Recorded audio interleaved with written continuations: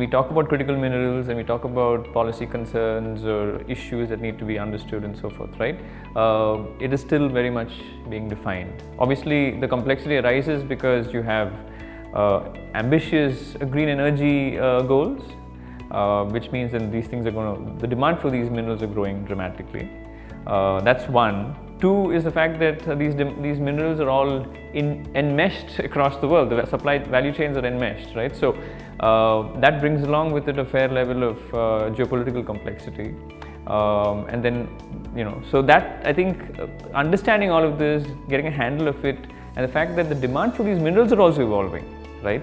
Which minerals are going to be important when? I mean, you have lithium perhaps, which is important now, but what happens if you have a sodium technology, right?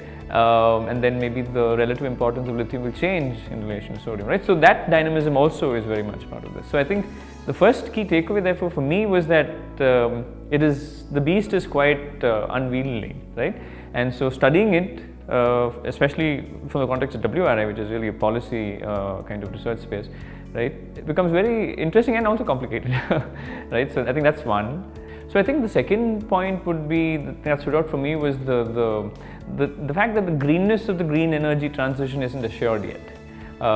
It is still an extractive process, it is still mining, and historically that hasn't been a very friendly or happy situation, right? So communities and even countries that have been sources for these minerals have been exploited in the past, and it's not obvious or clear that it's going to be different just because we're talking about renewable technologies, right?